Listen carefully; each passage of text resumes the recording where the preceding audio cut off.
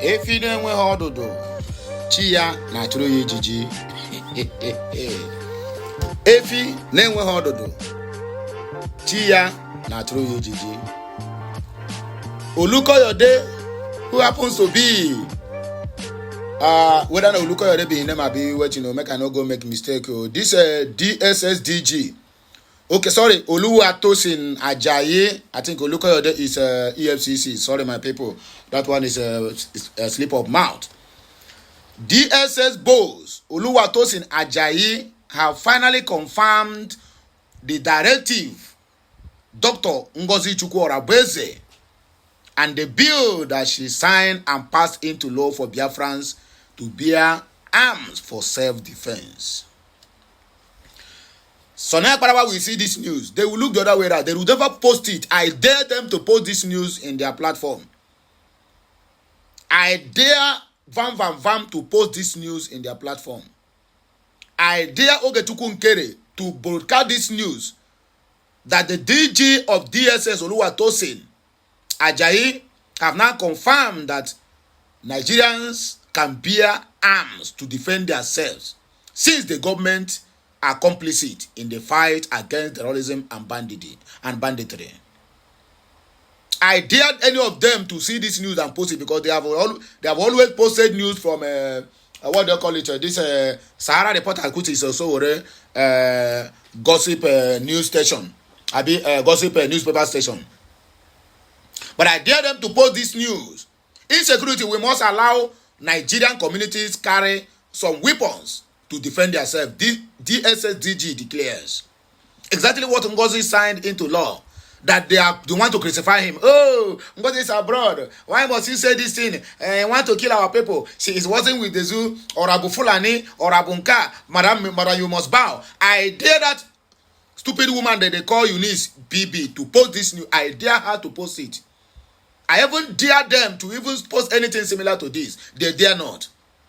Because the only thing they are looking is just a small loophole for them to criticize Ngozi, for them to call her all sorts of names, for them to begin to cajole the Biafrans into believing that, oh, Ngozi is working with the Nigerian government. The same thing they call Simon Ekpa a Nigerian government agent, APC agent, Tunumbu's agent, DSS agent, Nigerian military agent. Today, all those ones that are calling him all these names, nobody see them again. All of them done. They have gone into hiding. Even including the ones from his own state, Ebonyi, who is calling him all sorts of names. Can you imagine that? So now this one is in confirmation. Nigerian government, the DSS DG, that Director General, now confirmed that it is within your right to defend yourself. Self-defense is never a crime, both locally and international laws. So anyone who is telling you that Ngozi Orabeze want to sanction Biafran to die, my brother, go and tell that person he or she don't know what he's doing. But now it has been confirmed. Even myself, I kick against that. Yes, because I always like to stand on the way. I kick against it, not because I'm not in support of Ngozi, but simply because I see it as an avenue that these blood-sucking and the blood-thirsty demons are going to use it to be killing our innocent youths anyhow. That is the area I oppose it. And also another area I oppose it, that Biafrans who cannot even afford to buy 1 mudu of rice can now, how are they going to get money to buy arms that they're going to use to defend themselves? But I support the bill. But I said it wouldn't have made it open. That is where the area I do what? I got it all wrong. Anybody who listened to me that day will also come today to confirm this is what I said. And it wouldn't have made it public. That it could have been a secret something. But when I get some directive from people who tell me that even if you make it public, that it is not a big deal. And Biafrans have been dying even without announcing that they should defend themselves. And I concur. I said, okay, well, if that bill is okay for the Biafrans, then so be it. To anybody now who come now and say, oh, now you have diverted, because that is the only thing they are doing. Most of all the people watching me, they are just a monitoring spirit to see where I will just make a single mistake and will capitalize on it to castigate me all their life. But my brother, you cannot catch me. I am very dark man of Biafra. Believe it or leave it, I am the very dark man of Biafra people. I stand on the truth. Whenever I say anyone that is contrary to what I believe or what people who are following me believes, I will still come back and say and make amends. That is me. You cannot hold me hostage because of one mistake or the other I make. Just the same way they are holding Ngozi hostage. Whatever mistake she make, everybody will just, not everybody, this so-called Akparawa and the rest of them will use it as their topic. Because if you watch what they are posting, if Ngozi stop posting anything, my brother, they don't have anything to post. So Ngozi is really doing them a very good thing by giving them views every day. Because if you go to their platform, the only thing they post, if they post 1,000 posts a day, 1,000 posts, 999.5 is about Ngozi Orabeze, what she posted. Because they will just copy it, download it, then posting it on their own. They will give it different caption. Any day Ngozi did not post, these people will not get views in their platform, which is Twitter. So Ngozi is indirectly giving these people food. Ngozi is indirectly giving them what to talk about, a point to reckon. So Ngozi now is a very big superstar if you don't know. The same way Very Dark Man is doing. Very Dark Man is giving a lot of people food. Because once the Very Dark Man posts, a lot of people that will repost his post is even more than people that are watching it. You see repost, tag. And that's how they are getting their daily needs, or rather their daily bread. By the views, if you get a lot of followers, then my dear, your own views will be higher than others. So Ngozi is giving these people food every day, but they don't even appreciate it. Instead, they are castigating her. My people, let us read the other headlines, but make sure this message go viral. Like, share, comment, and keep subscribing for more interesting videos. I, Ukute, Ukulora One Nation, and also another very dark black man of Unke Biafra. And I'm here. I don't give myself another title. If you like, maybe come to my comment section and say anyhow. I will block one of your ear. Nigeria will overtake US to become third most populous nation on earth. Shetima, make una see him. This man have made this comment before. He don't come again to make this same comment. Not Nigeria will even say, let Nigeria overtake Benin in terms of development. Let Nigeria overtake Ghana or Niger in terms of development. We're not talking about population. The only thing that this monkey is going to be boasting, why can't they boast like this now? The other day in Kano, it was about 300 and something free weddings. The money they're supposed to give them to use to better their lives. No, they rather use that money to force everybody to go to marry. The other day, I think in Kebbi State, right? 600, the sponsor wedding, just go and begin to manufacture. It's not boasting that Nigeria is going to overtake US in terms of development, in terms of GDP, in terms of internally and external, what they call it, deposit. But rather, they are going to surpass them. And for you to know that these people know what they are doing, they are 2050, they said Nigeria will surpass US in poverty, because more multiplication without adequate adequate plans on how to cater for them is more poverty. Some countries now, why you see some countries, when immigrants come, they have already made available how many people they wanted, and so that they can control. But look at the zoo. What are they control? Did they have birth control? Some countries have birth control.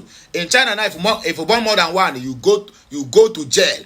That's why most of Chinese, they scattered everywhere, burning. Yes. In China, if you born more than one now, my brother, the government is going to hold you and you are going in for it.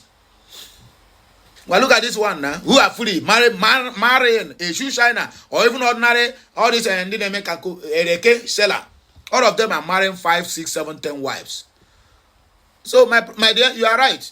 Nigeria is going to surpass US and become the third most populous nation on earth with poverty rate, the highest capital of the world. For Nigeria being the poverty capital of the world. Security forces nab doctor treating bandits in Katsina. This one no be good news, no be news now. Tomorrow they were going to free him and tell him he's a repentant doctor. Who the hell you think you are? Former first lady, Ebele Obiano, classes with passenger on airplane. So after being a first lady, going up and down, slapping people, now you have become a former first lady. Child, this life, power is transcendent. When you get it, please Make sure you are in good terms with people. Otherwise, you are going to live to regret it all your life. So let us start the news, I beg. Director General of the Department of State Service, DSS, Oluwatosin Ajayi, has advocated the need to allow communities to bear weapons to cut to certain level. DSS both submitted that the Nigerian Army, Police, DSS, and other security agencies cannot be everywhere at the same time. He said that allowing the local communities to bear some degree of firearms will allow them to serve as first line of defense against insecurity. Nigerian News report that the DSS boss made a submission on Thursday in Abuja during the inaugural annual lecture of Nigerian Association of Institute for Security Studies. He said, "You do not expect the Nigerian Army, the police, the DSS to protect every Nigerian. It is not going to work. In fact, it is not possible. How can you create a first line of defense? The military, police, and other security agencies have to deal with the bigger ones like organized crime. It is unimaginable that any security agencies have the resources to deploy to every community. What we have to start experimenting with this is how we can make the community be a feast in the first line of defense before the arrival of the security personnel. We have to allow some level of armament for the communities, and they can serve as the first line of defense, according to Oluwatosin Ajayi. Nigeria will overtake US to become third most populous nation on earth." the Boko Haram commander Kasim Shettima. Anyway, sir, it's achievable. After all, he keep on importing more Fulanis from Western Sahel. Vice President Kasim Shettima has expressed optimism that Nigeria will, by 2050, overtake the United States, US to emerge as the third most populous nation on earth. The number 2 citizen highlighted Nigeria's demographic advantage, stating that with the right policies, the country's youthful population could be transformed into an economic asset. Nigerian News report that Shettima highlighted this during a meeting on Thursday, February 13, with a delegation led by the visiting Director General of the International Labour Organization, Gilbert Hongbo, at the Presidential Villa, Abuja. One in four black men is a Nigerian, and by 2050 we will surpass the United States to become the third most populous nation on earth. The average age in Nigeria is 16.9 years. We have a demographic bulge, but with the right policies, we can turn it into a demographic dividend rather than a demographic disaster, the Vice President said. Shettima expressed confidence in Nigeria's future workforce, stating, "Our young people are more digitally illiterate than us. While some traditional jobs may disappear, new opportunities will emerge, and we will equip our youth with the skills to thrive in an evolving global economy." Like this, Abi. Furthermore, in his remarks, Shettima said, Bola Ahmed Tinubu's administration is receptive to continuous dialogue with organized labor. He retreated the federal government's dedication to the well-being of workers, emphasizing Tinubu's commitment to cultivating a prosperous workforce and a functional labor environment. "We will keep engaging with other partners in the labor movement to guarantee advancement," Shettima remarked. Hongo was joined by the Minister of Labour and Employment, Mohammed Denyadi, and the President of the Nigerian Labour Congress, NLC, Joe Ajaero. The Senior Special Assistant to the Vice President on Media and Communications, Stanley Nkwocha, shared this update in a statement titled, "VP Shettima reaffirms federal government's commitment to workforce welfare and wage reforms." Shettima assured the International Labour Organization leader that the Nigerian government is still devoted to inclusive labor policies, equitable wages, and economic development. "We are all patriots and partners in building a stronger Nigeria," Shettima said, reiterating that the President Tinubu, whom he described as an activist, himself will be briefed on the delegation's request upon his return to the country. The Vice President praised the Nigerian labor movement, describing it as vibrant and well-led. Vibrant and well-led. Other dignitaries present at the meeting include the Minister of State for Labour and Employment, Ms. Nkirika Onyejocha. Permanent Secretary in the Ministry of Labor and Employment, Dr. Salihu Usman, Director General, National Director of Employment, Mr. Silas Agara, Director General, National Productive Center, Bafa Agundi, Director General, Michael Imudi Institute for Labor Studies, Isa Aremu, Nigeria Labour Congress, President Joe Ajero, and the first National Deputy President of the Trade Union Congress, Dr. Tommy Echim Okon, among other dignitaries. Security forces nab doctor treating bandits in Katsina State. Security forces have arrested a self-proclaimed medical professional accused of providing treatment to injured bandits in the Safana local government area of Katsina State. Among those who he treated is the infamous bandit kingpin Osman Modi, who has a bounty of 50 million naira on his head. In a video shared by popular security analyst Zagazola Makama, the individual named Lawan Ado admitted to treating numerous wounded bandits. He revealed that the bandits will transport him to their hideouts whenever they required medical assistance. He stated that the first bandit he treated was Usman Modi, who has sustained gunshot injuries during a confrontation with the Yan Tambaya vigilante group. He was first taken to a hospital in Tasekia for treatment, but 2 days later, they brought me to treat him further. I was paid 18,000 naira for my service, the suspect said. Ado also acknowledged providing medical treatment to other notable criminals, such as Maikudi, who compensated him with 8,000 naira following a gunshot wound in Kofi. He mentioned that he similarly attended to Audu, an associate to Osman Modi, who also paid him 8,000 naira. Dogo Madi, who sustained gunshot wounds during a robbery operation, paid me 11,000 naira, he added. He further disclosed that he had traveled to other locations to treat bandits, including one identified as Karon Bogua. You get the point now? So, the last but not the least, who the hell do you think you are, former First Lady Ebele Obiano, clashes with passenger on airplane?